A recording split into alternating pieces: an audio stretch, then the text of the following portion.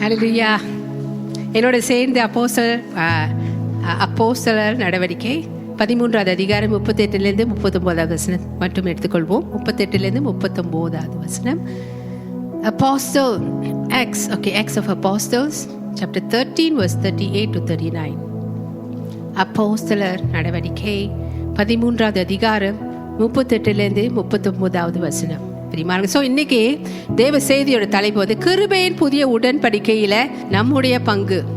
Okay, கிருபையின் புதிய உடன்படிக்கையில் நம்முடைய பங்கு என்ன பிரியமானங்களே, அதை பார்ப்போம். our part in the new covenant of grace. அப்போஸ்தலர் 13 38 39 இப்படியாய் சொல்லுகிறது. ஆதலால் சகோதரரே, இவர் மூலமாய், அந்த இவர் வந்து இயேசு கிறிஸ்து, அவர் மூலமாய் உங்களுக்கு பாவ மன்னிப்பு உண்டாகும் என்று அறிவிக்கப்படுகிறது என்றும். இயேசு மூலமா தான் நமக்கு பாவ மன்னிப்பு. அண்ட் மோசே நியாய பிரமாணத்தினாலே நீங்கள் எவைகளில் நின்று விடுதலையாகி நீதிமான்களாய் ஆக்கப்படக்கூடாது இருந்ததோ. அப்படின்னா மோசேயின் நியாய பிரமாணத்தில் நின்று யாருமே நீதிமானாய் விடுதலையாகி, அப்படின்னா நியாய பிரமாணத்தின் மோசே நியாய பிரமாணத்தின்படி அவர் யாருமே விடுதலையாக முடியாமல் இருந்தது, அண்ட் யாருமே நீதிமான்களாய் ஆக முடியாமல் இருந்தது என்று பவுல் இங்க வசனத்தில் சொல்கிறார். அண்ட் விசுவாசிக்கிறவன் எவனும் அவைகளில் நின்று, விசுவாசிக்கிறவன் எவனும் அவைகளில் நின்று இவராலே விடுதலையாகி. அப்பனா இயேசு கிறிஸ்துவை விசுவாசிக்கிறவன், இயேசு கிறிஸ்துவை விசுவாசிக்கிறவன் விடுதலையாகிறான். அவன் அவைகளிலிருந்து இவராலே விடுதலையாகி நீதிமானாக்கவும் படுகிறான். அப்படின்னா இயேசு கிறிஸ்து மூலமாகவே. அப்படின்னா நியாயப்பிரமாணத்தினால விடுதலையாக முடியாது, நியாயப்பிரமாணத்தினால பிரிமாணிகளே நீதிமானாய் ஆக முடியாது.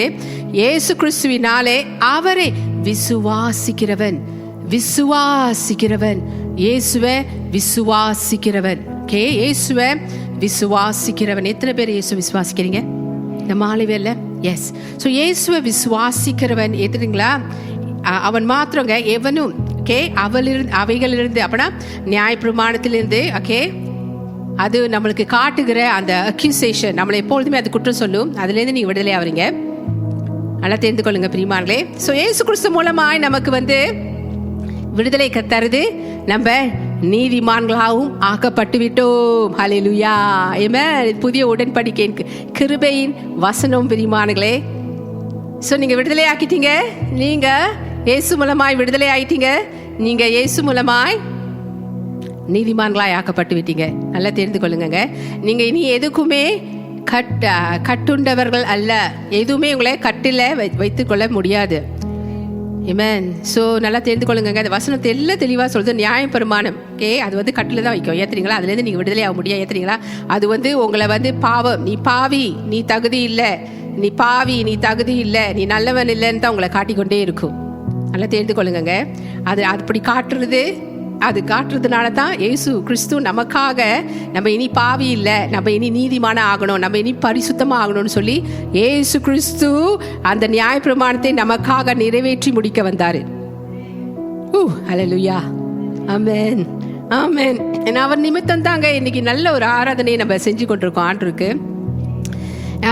அது நிமித்தம் தாங்க பிரியமானங்களே, நம்ம எல்லாரும் இன்னைக்கு விடுதலையான ஒரு ஆராதனை, விடுதலையான ஒரு ஆராதனை, சரியா நீங்க விசுவாசிக்கும் பொழுது விடுதலையான ஒரு ஆராதனையை நீங்க செய்வீங்க. எனக்குள்ள ஏதோ தப்பு இருக்கு, ஏதோ எனக்குள்ள என்னமோ தவறு இருக்கு, நான் என்னமோ சரியா செபிக்காத மாதிரி இருக்கு, நான் என்னமோ தப்பு பண்ணிட்ட மாதிரி இருக்கு, ஒரு காலங்களில் நம்பிக்கொண்ட இந்த காரியங்கள். ஸோ தேவனுடைய பிரச்சனத்துக்குள்ள வரும்பொழுது துதி ஆராதனை எனக்கு தடையா இருக்கு அப்படின்ற ஒரு எண்ணங்கள் ஒரு காலத்துல இருந்தது. எத்தனை பேர் அந்த அனுபவத்துல போயிருக்கீங்க? நான் ஒண்டிதானா? எத்தனை பேர் போயிருக்கீங்க? பேருப்பீங்க, ஆனால் கை தூக்க மாட்டீங்க. கட்டாயம் இது நான் ஒண்டி இருந்திருக்க மாட்டேன். ஸோ விரிவான, ஆனால் இன்றைக்கு நம்ம கிருபை அறிய ஹல்லேலூயா, ஆமென், இவ்வளவா நம்ம விடுதலை ஆக்கப்பட்டிருக்கிறோம், நம்ம நீதிமான்களாய் ஆக்கப்பட்டிருக்கிறோம். அது யார் மூலமாய்? கிறிஸ்து இயேசு, அவர் சிந்தின ரத்தம். நம்ம வந்து அவருடைய நீதியே நம்ம பெற்றிருக்கிறோங்க. ஸோ இந்த சிந்தையோடு நம்ம வந்து அவருடைய ஆராதனைக்கு நம்ம வரும் பொழுது பாவங்கள் எல்லாம் நமக்கு மன்னிக்கப்பட்டு விட்டன. எவ்வளோ சந்தோஷமா நம்ம ஆராதிக்கணும் தெரியுங்களா? முன்பு காலங்களில் நீங்கள் உள்ளுக்கு வரும்பொழுது பிரியமானங்கள் நம்ம வந்து நம்மளுடைய பாவத்தெல்லாம் அறிக்கை செய்யணும்.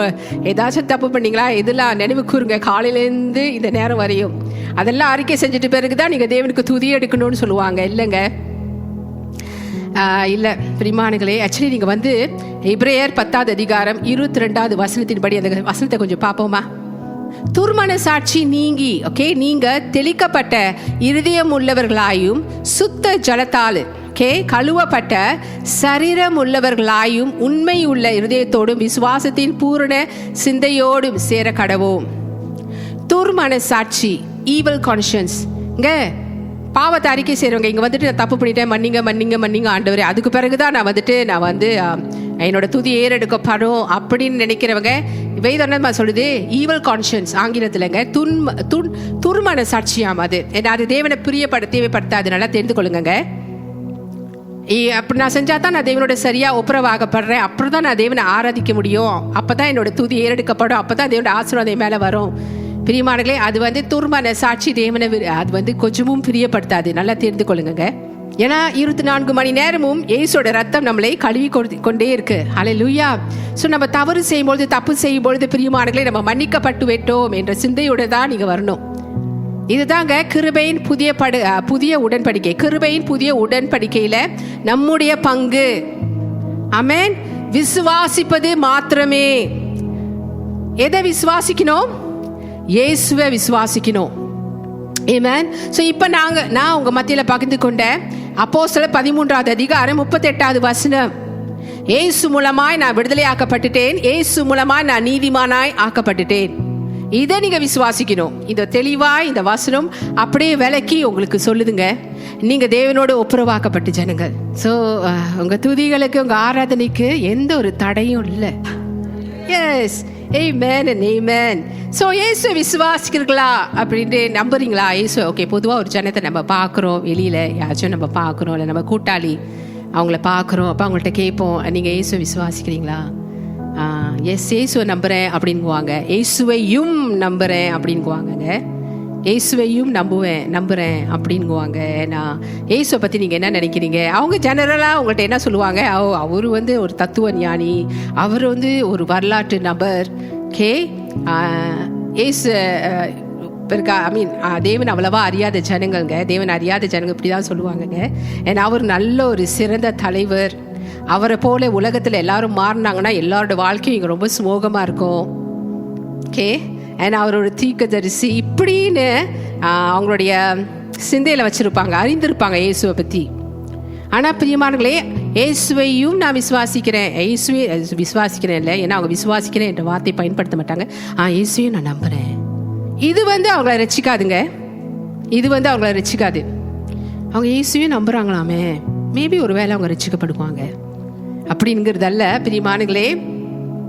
ஸோ நம்ம வந்து முதலாக நம்ம வந்து ரட்சிக்கப்பட வேண்டும் என்றால், ஸோ புதிய உடன்படிக்கையில் நம்மளுடைய பங்கு என்ன தெரியுங்களா? கிருபையின் புதிய உடன்படிக்கையில் நம்முடைய பங்கு என்னன்னா, ஏன்னா இது ஏன் கிருபையின் புதிய உடன்படிக்கைனா, இது நம்ம கிருபையின் காலத்தில் வாழ்ந்து கொண்டு இருக்கிறோம். ஏசு தாங்க கிருபை, நமக்கு கிருபையாய் வந்தவர். ஹல்லேலூயா. என் கிருபையை நம்ம மத்தியில் வெளிப்படுத்தினவர். நம்ம கிருபை மூலமாய் தகுதி பெறாத நம்பங்க எல்லா ஆசீர்வாதங்களுக்கும் தகுதி பெற்றுவிட்டோம் இயேசு மூலமாக மாத்திரமே. ஆமென். ஹல்லேலூயா. ஸோ இது தாங்க புதிய உடன்படிக்கையின் கிருபை. ஓகே, இதுதான் புதிய உடன்படிக்கை. அண்ட் இதில் தான் நம்முடைய பங்கு என்னன்னா, இதில் வந்து நம்முடைய பங்கு என்னன்னா, விசுவாசிப்பது மாத்திரமே. நம்ம பங்கு எந்த கிரியையும் இல்லைங்க நமக்கு. நம்ம வந்து விசுவாசிக்கணும். அண்ட் விசுவாசிக்கிறவங்க வந்து என்ன பண்ணணுமா? பேசிக்கொண்டே இருக்கணும். ஆமென். அண்ட் இப்போ நாங்கள் அந்த வசனத்தை பார்த்தோம்ல, அப்போஸ்தலர் 13:38-39, நான் விடுதலையாக்கப்பட்டுட்டேன், நான் நீதிமான். ஆமென். ஓ ஹல்லேலூயா. பாவத்தினின்று நான் விடுதலையாக்கப்பட்டுட்டேன், நான் கிறிஸ்துக்குள் நீதிமான். ஸோ நம்ம பார்க்கும் பொழுது பிரியமானங்களே, நம்ம பாவங்களுக்காக இயேசு சிலுவையில் மரித்தார் என்று விசுவாசித்து அவரை உங்களுடைய இரட்சகராக ஏற்றுக்கொள்ள வேண்டும். இதுதாங்க இயேசு விசுவாசிப்பதின் அர்த்தம். தெரியுதுங்களா? இதுதான் வந்து நியூ கவர்னன்ட்ல உங்களுடைய பங்கு, கிருபையின் புதிய உடன்படிக்கையில உங்களுடைய பங்கு. ஆமென். ஹல்லேலூயா. உங்க பாவங்களுக்காக சிலுவையில் இயேசு மரித்தார் என்று விசுவாசித்து அவரை உங்களுடைய இரட்சகராக ஏற்றுக்கொள்ள வேண்டும். அடுத்தது, இயேசு ஒருவர் தான் ரட்சிப்புக்கு வழி என்றும் அவரை ஏற்றுக்கொள்ளும் போது உங்களுக்கு நித்திய ஜீவன் உண்டு என்றும் நீங்க விசுவாசிக்க வேண்டும். ஆமென். and இந்த விசுவாசத்துல நீங்க ஆணித்தரமா இருக்கணுங்க. ஆணித்தரமா இருக்கணும். உறுதியானது, இது அசைக்கப்பட முடியாதது என்று நீங்க விசுவாசிக்க வேண்டும். ஆமென். ஹல்லேலூயா. உங்கள் இறந்த கால, நிகழ்கால, எதிர்கால பாவங்கள் எல்லாமே சிலுவையில் தண்டிக்கப்பட்டு விட்டன என்ற காரியத்தை நீங்க ஆணித்தரமா விசுவாசிக்கணும். ஏன்னா அதுதான் உண்மை. ஆமென். இதுதான் புதிய உடன்படிக்கையில ஓகே வாழ்ந்து கொண்டிருக்க நமக்கு நம்முடைய பங்கு. இயேசுவை விசுவாசிப்பது. பிரியமானங்களே, முழுக்க முழுக்க இயேசுவை தான் நான் விசுவாசிக்கிறேன், இயேசு தான் என் தேவன் என்று சொல்லுறாங்க. இப்படிதான் நீங்க தேவனை விசுவாசிக்கணும். பிரியமானங்களே, நான் மன்னிக்கப்பட்டுட்டேன், வாழ்நாள் முழுதும் நான் மன்னிக்கப்பட்டுட்டேன். அதனால தான் நான் தைரியமா கிருபாசன தண்டையில தைரியமா வரேன். நான் இரக்கத்தை நான் பெற்றுக்கொள்றேன், நான் கிருபையை நான் பெற்றுக்கொள்றேன். ஓ ஆமென். ஹல்லேலூயா. இன்றைக்கு தைரியமாய் வந்து இங்க தேவனுடைய பிரசனம் நிரம்பி இருக்கு. இந்த இடம் முழுவதும் தேவனுடைய பிரசனம் இருக்கு. நம்ம அவருடைய இரக்கத்தை பெற்றுக்கொள்கிறோம், நம்ம அவருடைய கிருபையை பெற்றுக்கொள்கிறோம். சகாயம் செய்யும் கிருபை, ஏற்ற சமயத்தில் சகாயம் செய்யும் கிருபை. ஹல்லேலூயா. நமக்கு தண்டனை இல்லைங்க. சோ ஏன் தெரியுங்களா, நம்முடைய எல்லா பாவங்களும் மன்னிக்கப்பட்டு விட்டன. ஏசு தண்டிக்கப்பட்டபடியினால, ஏசு நம்முடைய தண்டனைகளை வாங்கி கொண்டபடியினால இனி நமக்கு தண்டனை இல்லை.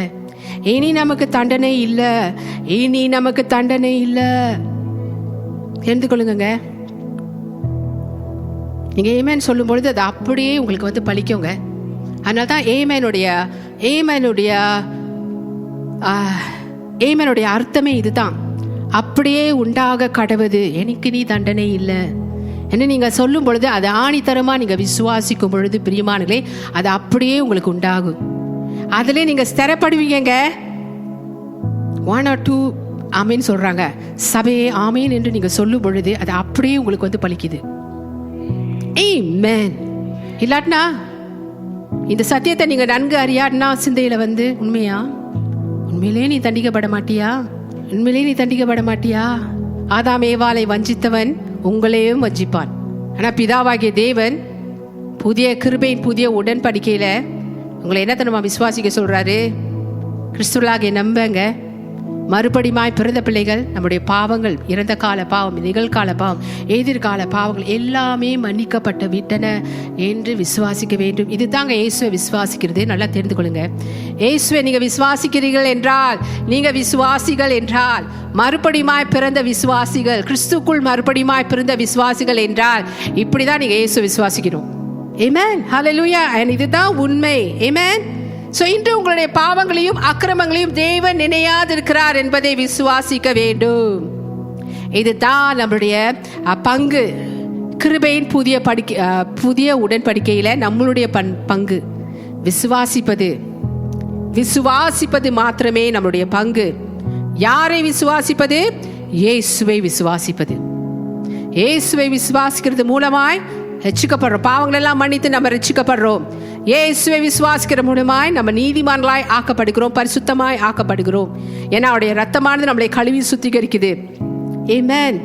நான் திரும்பவும் சொல்றேன், இயேசு நம்முடைய எல்லா பாவங்களையும் மன்னித்தபடினால தாங்க, நம்முடைய எல்லா பாவங்களையும் இயேசு மன்னித்தபடினால தான், இயேசு மன்னித்தபடினால தான் அவருடைய ஆசீர்வாதங்கள், தேவனுடைய நன்மைகளுக்கு நம்ம வந்து தகுதியாகிறோம். இந்த சத்தியம் நீங்க கேட்க அது போய் ஸ்திரப்படுங்க. அது ஸ்திரப்படும் பொழுதுங்க எதிராளி உங்களை வஞ்சிக்கவே முடியாது. இந்த சத்தியத்துல நீங்க ஸ்திரப்படும் பொழுது பிரியமானங்களே, நீங்க அசைக்கப்படாத கிறிஸ்தவர்களாய் ஓகே இருப்பீங்க. வேவரிங் கிறிஸ்தவர்களா இருக்க மாட்டீங்க. அப்படின்னா அசைக்கிறது, காத்து இந்த சைட்ல சாஞ்சா அப்படியே சாயும், அப்புறம் இந்த சைட்ல சாஞ்சா இப்படியே சாயும். அந்த மாதிரி கிறிஸ்தவர்களா நீங்க இருக்க மாட்டீங்க. நீங்க உறுதியாய் பிடித்துக் கொள்வீங்க. இல்ல, என் தேவன் என்னை மன்னிச்சிட்டாரு, ஐ எம் forever forgiven. இதுதாங்க நம்மளுடைய பங்கு. புதிய உடன்படிக்கையில் நம்ம விசுவாசிக்க வேண்டிய நம்முடைய பங்கு. ஹல்லேலூயா. விசுவாசிப்பதின் மூலமா தான் பிரியமானங்களே, இப்படியா நீங்க சரியா தேவனை விசுவாசிப்பதின் மூலமா தான் தேவனுடைய நன்மைகளை நீங்க பெற்றுக்கொள்றீங்க, தேவனுடைய ஆசீர்வாதங்களுக்கு நீங்க தகுதியாகிறீங்க. நல்லா தெரிந்து கொள்ளுங்க பிரியமானங்களே. ஆமென். ஸோ புதிய உடன்படிக்கையின் கீழ் நீங்க என்ன விசுவாசிக்க வேண்டும் என்று தேவன் விரும்புகிறார் தெரியுங்களா? எபிரேயர் 8வது அதிகாரம் 12வது வசனம் எடுத்துக்கொள்வோமா? பாவங்களையும் அக்கிரமங்களையும் இனி நினையாதிருப்பேன். இந்த சத்தியத்தில் எத்தனை பேருங்க உறுதி, எத்தனை பேர் இது உண்மை என்று சொல்றீங்க? கொஞ்சம் பேர் தான் சொல்றாங்க, கொஞ்சம் பேருக்கு இல்ல. கை தூக்குனா இன்னும் நல்லா இருக்கும். எஸ், எனக்காக இல்லைங்க, தேவன் பார்க்குறாரு.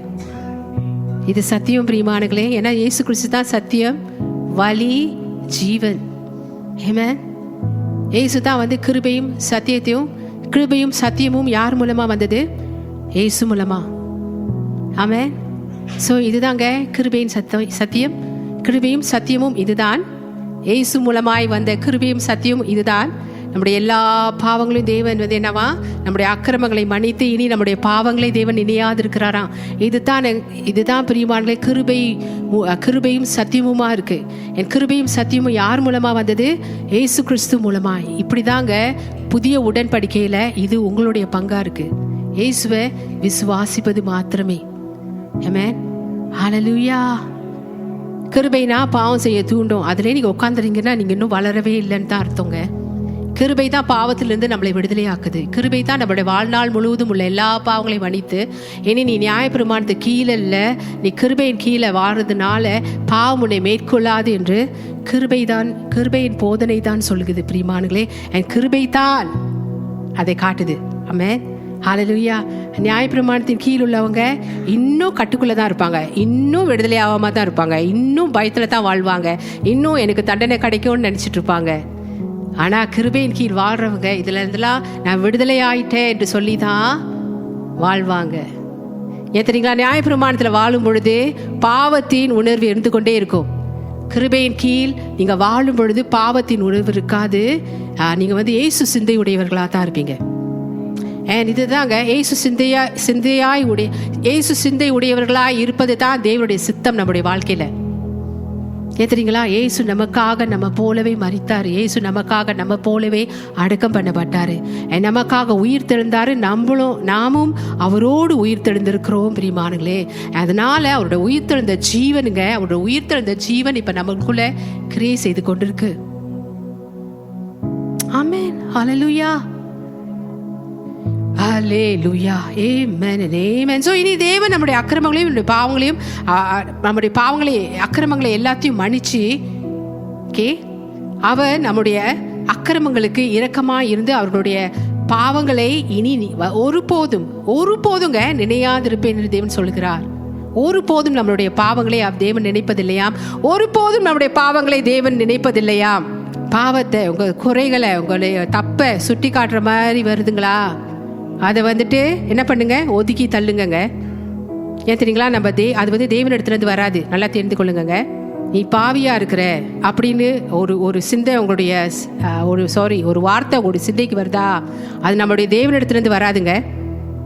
ஏன் தெரியுங்களா? இந்த வசனத்தின் ஆதாரபூர்வம் எபிரேயர் 8வது அதிகாரம் 12வது வசனம் சொல்லுது, அவருடைய பாவங்களே நான் அவர்களுடைய அக்கிரமங்களுக்கு இரக்கமாயிருந்து அவர்களுடைய பாவங்களை இனி ஒருபோதும் நினைப்பதில்லை.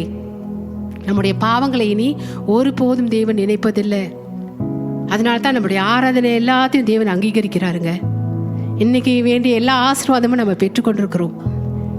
இது எனக்கு ஆல்ரெடி தெரியுமே. ஏன் சிஸ்டர் திரும்ப திரும்ப சொல்றீங்க? திரும்ப திரும்ப சொல்றதுல தாங்க விசுவாசம் இதில் அதிகரிக்கும். என்னங்களா? புதிய உடன்படிக்கை நம்ம பங்கு வந்து விசுவாசிப்பது மாத்திரமே. ஆமென். தேவன் நம்ம மேல முழுக்க கிருபையா இருக்கிறார் என்று விசுவாசிப்பது மாத்திரமே. தேவன் நம்ம மேல இரக்கமாய் இருந்து கொண்டே தான் இருக்கிறார் என்பதை விசுவாசிப்பது மாத்திரமே. ஆமென். காலை தோறும் அவருடைய கிருபை புதிதா இருக்கு என்று சொல்வது சும்மா சொல்லிட்டு போலாங்க. அதோடைய அர்த்தம் உண்மையிலே என்ன என்று நீங்கள் இந்த சத்தியத்துல ஸ்திரப்படும் பொழுதுதான் பிரியமானங்களே அதோட அர்த்தம் என்ன என்று உங்களுக்கு தெரியும். அவருடைய கிருபை நமக்கு புதிதா இருக்க கூடுமானால் அந்த கிருபையில எல்லா ஆசீர்வாதமும் அடங்கியிருக்கு. நல்லா தெரிஞ்சுக்கோங்க. ஸோ அந்த நாளில் நமக்கு வேண்டிய எல்லா ஆசீர்வாதங்களையும் தேவன் நம்மளுக்கு தருகிறார். இதெல்லாம் சாத்தியமானது இயேசு கிறிஸ்து மூலமா தான். ஆமென். ஹல்லேலூயா. Amen and amen பிரியமானங்களே. ஸோ நீங்க முழு இருதயத்தோடும் விசுவாசிக்க வேண்டும். தேவன் இந்த வசனத்தில் உண்மையை பேசுகிறார் என்று நீங்க விசுவாசிக்க வேண்டும். இதே சந்தேகமா இருந்தீங்கன்னா கஷ்டம். ஆனா இதை நீங்க ஆணித்தரமா விசுவாசிச்சீங்கன்னா பிரியமானங்களே உங்களுக்கு தான் ஆசீர்வாதம். ஹல்லேலூயா. தேவன் ரொம்ப நல்லவருங்க. அதனால தான் அவர் ரொம்ப நல்லவர், அவர் ரொம்ப உண்மையுள்ளவர். இந்த வசனத்தின் பிரகாரம் பிரியமானங்களே, எபிரேயர் 8வது அதிகாரம் 12வது வசனத்தின் பிரகாரம் தேவன் நமக்கு ரொம்ப நல்லவராக இருக்கிறார். தேவன் நமக்கு ரொம்ப உண்மையுள்ள தேவனாக இருக்கிறாருங்க. ஏன் அவர் இப்படி இருக்கிறாரு? புதிய உடன்படிக்கையின் பங்கின்படி நம்ம அப்படிதான் அதை விசுவாசிக்கணும். ஏன்னா கிறிஸ்து மூலமாய் நம்ம எல்லா ஆசீர்வாதங்களையும் பெற்றுக்கொண்டோம். கிறிஸ்து மூலமாத்தான் தேவன் இனி என் பாவத்தை நினையாமல் இருக்கிறார். என் அக்கிரமங்களை எல்லாத்தையும் தேவன் மன்னிச்சிட்டாரு. ஹல்லேலூயா, ஹல்லேலூயா, ஹல்லேலூயா. அவர் இனி அதை நினைப்பதே இல்லையா? விசேஷங்க. அவர் இனி அதை நினைப்பதே இல்லையா.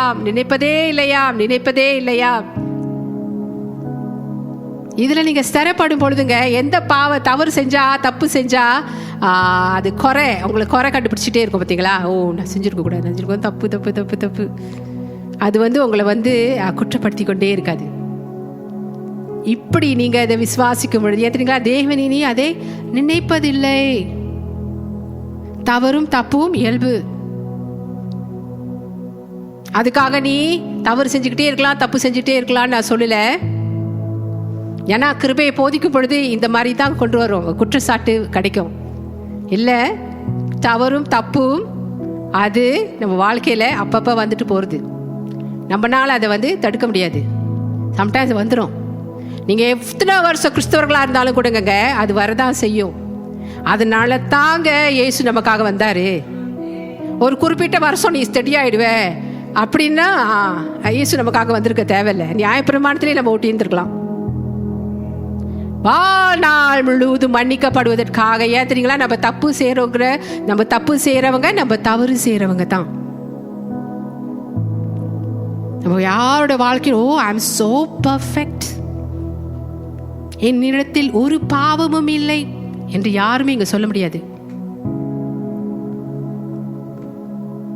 இயேசு ரத்தம் நம்மளை சுத்திகரிக்குது. அதனால தான் நம்ம பாவம் எல்லாம் மன்னிக்கப்பட்டு நம்ம பூரணரா இருக்கிறோம். ஏன்னா இயேசு நமக்கு சிலுவையில முடித்த வேலை பூரணங்க, பெர்ஃபெக்ட்ங்க. நம்ம செய்யற ஜபம் பெர்ஃபெக்ட் கிடையாதுங்க. நம்ம செய்கிற உபவாசம் பெர்ஃபெக்ட் கிடையாதுங்க. நம்ம போடுகிற நிபந்தனைகள் நல்லா நான் ஃபுல்ஃபில் பண்ணிட்டேனா, அதெல்லாம் பெர்ஃபெக்ட் கிடையாதுங்க. அப்பா பார்க்கறது ஒரு பெர்ஃபெக்ஷன் தான், இயேசுவோட பெர்ஃபெக்ஷன். ஆமென், ஹல்லேலூயா. நீங்க ஸ்திரப்படணும். எத்தனைங்களா குற்றச்சாட்டு வந்துகிட்டே இருக்கும். உங்களை குற்றப்படுத்துகிற மனசாட்சி குற்ற மனப்பான்மை வந்துகிட்டே இருக்கும். நீங்க ஸ்திரப்படும் பொழுது பிரியமானவர்களே, இனி அவர்களுடைய அக்கிரமங்களுக்கு இரக்கமா இருந்து அவர்களுடைய பாவங்களை இனி நான் ஒருபோதும் நினையாதிருப்பேன் என்ற இந்த வசனத்துல நீங்க ஸ்திரப்படணும். திடீர்னு ஒரு நாள் முன்பு செய்த பாவம் கண்ணு முன்னுக்கு நிற்கும். எங்க இந்த வசனத்துல நீங்க ஸ்திரப்படும் பொழுது, அப்படியே இந்த வசனத்தை நீங்க பிடித்து கொள்ளும் பொழுது, உறுதியா நீங்க நிற்கும் பொழுதுங்க, அது வந்தாலும் கூட அதுக்கு நீங்க இடம் கொடுக்க மாட்டீங்க. ஆனா இந்த வசனத்துல நீங்க ஸ்திரப்படல அப்படின்னா, இந்த வசனத்துல நீங்க உறுதியா இல்லை நீங்க வச்சுக்கோங்களேன், அது வந்தா அப்படின்னு போயிடுவோம்.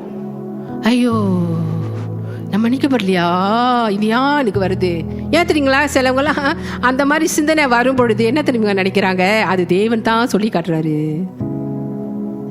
அது தேவன் தான். இல்லைங்க, இல்லவே இல்லை பிரியமானங்களே. தேவன் ஒருபோதும் செய்யவே மாட்டாரு. ஸோ இந்த வசனத்தோட உறுதி அதுதான். அவர் இனிமே நினைப்பதே இல்லையா. உங்க எதிராளி தாங்க. நீங்க குற்ற மனப்பான்மையோட வாழணும், நீங்க குனிஞ்சு நடக்கணும், கிறிஸ்துக்குள்ள நிமிர்ந்து நடக்கக்கூடாது என்று உங்களுக்கு குற்றச்சாட்டு கொண்டே இருக்கான். அந்த குற்றச்சாட்டை எடுத்துக்கொண்டு அப்படியே போறவங்க ஆண்டோடைய கிருபையின் புதிய உடன்படிக்கை அவங்களோட பங்கு என்னன்னு தெரியாமல் வாழ்ந்து கொண்டிருக்கிறாங்க. நல்லா தெரிந்து கொள்ளுங்க. இயேசுவை நீங்கள் முழுக்க முழுக்க விசுவாசிக்கும் பொழுது பிரியமானங்களே, இந்த சிந்தை தான் உங்களுக்கு இருக்கணும். நான் நீதிமான் என்ற சிந்தை, நான் கிறிஸ்துவுக்குள் பரிசுத்தவான் என்ற சிந்தை, நான் ஏற்றுக்கொள்ளப்பட்டிருக்கிறேன், நான் பிரியமானவர் என் தேவனுக்கு என்ற சிந்தை தான் உங்களுக்கு இருந்து கொண்டே இருக்கணுங்க. அதோட ஆப்போசிட் சிந்தை அதுக்கு எதிர்மாறா வருது. பிறர் உங்களை குற்றம் சாட்டினாலும் கூட, உங்க குறைகளை சுட்டி காட்டினாலும் கூட அதை எடுத்துக்காதீங்க. அது உங்களுக்கானது அல்ல. நல்லா தெரிந்து கொள்ளுங்க. உங்களே நீங்க கிறிஸ்துக்குள் அப்பா எப்படி பார்க்கிறாரு அப்படி பாருங்க. அந்த குறையிலேருந்து நீங்க திருந்தணுமா, அது தேவன் திருத்துவார், உங்களை அவரே திருத்துவாரு. அந்த குறையை நீங்க எடுத்துக்கொண்டு நீங்க அப்படியே வாழ்ந்தீங்கன்னா அந்த குறைக்குள்ளே தான் இருப்பீங்க. ஆனா இல்ல, நான் இப்படி இல்லை, நான் ஆண்டருக்குள்ள நான் வெற்றி சிறந்தவன், நான் ஆண்டருக்குள்ள மன்னிக்கப்பட்டவள், நான் தேவனுக்கு பிரியமான பிள்ளை, தேவன் என்னை ரொம்ப நேசிக்கிறாரு, நான் தேவனோட ஒப்புரவாக்கப்பட்டவள், நான் கிறிஸ்துக்குள் நீதிமான் என்று நீங்க சொல்லுங்க. அந்த குறையை ஒருத்தவங்க சுட்டி காட்டுறாங்களாங்க, சொல்லி காட்டுறாங்களா, நீங்க இப்படி விசுவாச வார்த்தையை நீங்க பேசும் பொழுது பிரியமானவர்களே, ஏன்னா நீங்க இயேசுவை விசுவாசிக்கிறீங்க, அந்த இடத்துல உங்களுக்கு ஒரு விடுதலை வரும். அந்த பிரச்சனையிலேருந்து நீங்க மாறுவீங்க. அதனால தான் புதிய கிருபையின் புதிய உடன்படிக்கையில நம்ம விசுவாசிப்பது மாத்திரமே, கிரியைகள் இதுல இல்லவே இல்லைங்க. கிரியைகள் எல்லாம் இயேசு நமக்காக செஞ்சு முடிச்சிட்டாரு. நம்ம நிறைய நேரம் ஜெபிக்கலாம். நான் திரும்பவும் சொல்லிட்டு இருக்கேங்க, நம்ம நிறைய நேரம் ஜெபிக்கிறது நல்லது. ஏன்னா எவ்வளோக்கு எவ்வளவு தேவனுடைய பிரச்சனத்துக்குள்ள நம்ம போறோமோ அவ்வளோக்கு அவ்வளோ நம்ம தேவனை வளர்றோம். ஆண்டுக்குள்ள நம்ம இன்னும் என்னன்னா நமக்கு வேண்டியதெல்லாம் நம்ம பெற்றுக்கொள்கிறோங்க. நம்ம விசுவாசம் வளரும். தேவனோட அதிகமாக நெருங்கிறது ரொம்ப நல்லது. அதிகமாக சுகப்படுவோம், பலன் பெறுவோம், ஜீவன் அடைவோம். ஏன்னா தேவன்கிட்ட நீங்க வரும்பொழுது வந்துகிட்டே இருக்கும்பொழுது இங்க நிறையவே ஜீவன் இருக்குங்க. தேவனோட ஜீவன் இங்க நிறையவே இருக்கு. தெரியுங்களா? தேவ பிரசனம் நிரம்பின இடம். எவ்வளோக்கு எவ்வளோ தேவனை நீங்க தேடுறீங்களோ அவ்வளோக்கு அவ்வளோ ஜீவனை பெற்றுக்கொண்டே இருப்பீங்க. சுகவீனம் மாறி போகும், பலவீனம் மாறி போகும், ஜீவனை தான் நீங்க அடைந்து கொண்டே இருப்பீங்க. ஆனா அதுக்கு மாறா நீங்க பேசுனீங்கன்னா, இல்ல நான் இவ்வளவு நேரம் ஜபிக்கிறதுனால தான் தேவனை ஆசீர்வதிக்கிறாரு, அதுதான் தப்பு. இயேசு மூலமா தான் தேவன் உங்களை ஆசீர்வதிக்கிறாரு. எவ்வளோ நேரம் நீங்க ஜெபம் பண்ணாலும் சரி, எப்படிதான் நீங்க அப்பா பிதாவை பிரியப்படுத்த பார்த்தாலும் சரிங்க, ஏசு முடித்த வேலை நிமித்தம் தேவன் உங்களை பார்த்து கொண்டே இருப்பாரு. அது மூலமா தாங்க உங்களுக்கு அவர் செய்த வேலை மூலமா தாங்க நீங்க தேவனை பிரியப்படுத்துறீங்க. அதனால தான் நீங்க தேவனுக்கு பிரியமான பிள்ளைகள், தேவனுக்கு பிரியமான பிள்ளைகள், நீங்க பிரியமானவர்கள். நான் உங்களை எப்போது கூப்பிடுறேன் பார்த்தீங்களா, பிரியமா. நான் என்னோட ஊழியத்தை ஆரம்பிக்கும் பொழுதே, பாடல் நடத்துகிற ஊழியத்தில் ஸ்டேஜில் ஏறும் பொழுதே நான் பிரியமானவர்களையும் கூப்பிட்டு இருந்தேன். அப்போ அதனுடைய அர்த்தம் எனக்கு தெரியல. இப்போ அந்த அர்த்தத்தை நான் பார்க்கும் பொழுது எனக்கு தெரிஞ்சிருக்காட்டினாலும் கூட ஆண்டவர் அந்த வார்த்தையை பயன்படுத்தி அந்த பிள்ளைங்களெல்லாம், தேவனோட பிள்ளைங்களெல்லாம் அட்ரஸ் பண்ண வச்சாரு பாருங்க. தேவன் அப்பவே காட்டினார், நீங்கள் எல்லாம் தேவனுக்கு பிரியமான பிள்ளைகள் என்று. இதுவரையும் தேவனுக்கு பிரியமான பிள்ளைகளா நீங்க வாழ்ந்து கொண்டிருக்கீங்க. இதுதாங்க நீங்க விசுவாசிக்கணும். புதிய உடன்படிக்கையில இதுதாங்க உங்களுடைய பங்கு. இயேசுவை நீங்க விசுவாசிக்கிறீங்களா? இதை நீங்க விசுவாசிக்கணும். இல்ல நீங்க விசுவாசியே கிடையாது. அன்பிலீவிங் பிலீவர், விசுவாசிக்காத விசுவாசி அப்படின்ற ஒரு வார்த்தை தமிழ்ல இருக்கு, இங்கிலீஷ்ல இருக்கு. ஸோ அந்த ஆங்கில வார்த்தையை தமிழில் உங்களுக்கு மொழிபெயர்த்து கொடுக்கிறேன். அன்பிலீவிங் பிலீவராலாம் நம்ம இருக்கக்கூடாதுங்க, பிலீவிங் பிலீவரா இருக்கணும். பிலீவிங்னா all about Jesus finished work. இயேசு முடித்த எல்லா வேலையும் விசுவாசிக்கிறவங்களா இருக்கணும். முதல்ல என்ன, எல்லா பாவங்களும் எனக்கு மன்னிக்கப்பட்டு விட்டன, இது நீங்க விசுவாசிக்கிறீங்க இயேசுவை. இதாங்க புதிய உடன்படிக்கையில உங்களுடைய பங்கு. விசுவாசிப்பது மாத்திரமே. தேவன் உங்களிடத்துல இருந்து எந்த கிரியைகளும் கேட்கவே இல்லை. நீங்க இயேசுவை விசுவாசிப்பது தேவனுக்கு ரொம்பவும் பிரியமா இருக்கு. அல்லேலூயா, ஆமென், ஆமென், ஆமென், ஆமென். சோ புதிய உடன்படிக்கையில நீங்க விசுவாசிக்க நம்ப வேண்டியதெல்லாம், உங்க பாவங்கள் அனைத்தும் முழுமையாய் மன்னிக்கப்பட்டு விட்டன. அதான், ஏன்னா குற்றமான பான்மைக்கு நீங்க இடம் கொடுக்க கூடாது. அதான் நான் சொல்றேன், இதை விசுவாசிங்க பிரியமானங்களே. உங்கள் பாவங்கள் அனைத்தும் உங்களுக்கு மன்னிக்கப்பட்டு விட்டன. ஆமென். ஹல்லேலூயா. என் அனைத்து முழுமையாக மன்னிக்கப்பட்டு விட்டன. முழுமையாக மன்னிக்கப்பட்டு விட்டனங்க. பாதி பாதி இல்ல, முழுமையாக. all your sins are forgiven you, lifetime. Amen. Forever. ஏன்னா அவருடைய அன்பு அநாதி அன்புங்க. ஆமென். அநாதி அன்பு, eternal. So we are all eternally forgiven. Amen. நம்ம எல்லாருமே நித்தியமாய் மன்னிக்கப்பட்டிருக்கிறோம். அவருடைய அநாதி அன்பினால நித்தியமாய், அநாதியாய் சொல்லலாமா, மன்னிக்கப்பட்டு விட்டோம். நித்தியமாய் மன்னிக்கப்பட்டு விட்டோம். ஆமென். இந்த சத்தியம் போய் உங்களுக்குள்ள அப்படியே இறங்கட்டோங்க, அப்படியே இறங்கட்டோங்க பிரியமானங்களே. ஆமென். ஹல்லேலூயா.